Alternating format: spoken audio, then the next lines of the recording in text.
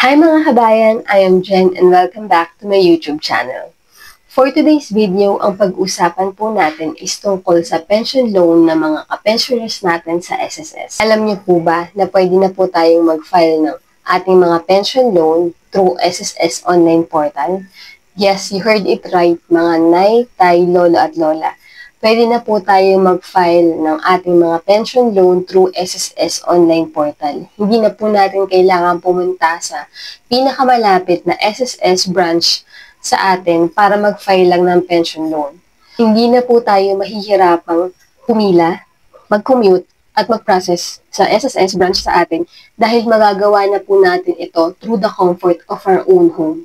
Yes po, ito po yung bagong feature ng new system ng SSS kung saan ay inaalaw na po tayong mag-process or mag-file online ng ating mga pension loan. Ito po ang mga requirements bago po kayo mag-file ng pension loan through SSS online portal.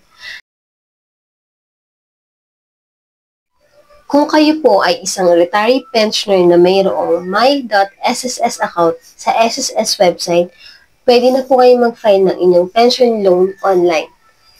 Kung kayo rin po ay isang 85 years old below sa last term ng inyong mga pension loan, ay pwede na po kayo mag-file ng inyong pension loan online. Kung kayo rin po ay walang kaltas sa inyong monthly pension or existing advance pension sa ilalim ng SSS Calamity Loan Assistance Package, ay pwede na po kayo mag-file ng inyong pension loan online. Kung kayo po ay regular na tumatanggap ng inyong monthly pension at ang status ng pension ay active, pwede na po kayo mag-file ng inyong pension loan online. Kung kayo po ay meron ng valid disbursement account na naka-enroll sa ating disbursement account enrollment module sa SSS, ay pwede na po kayo mag-file ng inyong pension loan sa SSS online. Kung kayo po ay may updated na contact number, email at mailing address sa inyong SSS online portal, ay pwede na po kayong mag-file ng inyong pension loan through online sa SSS.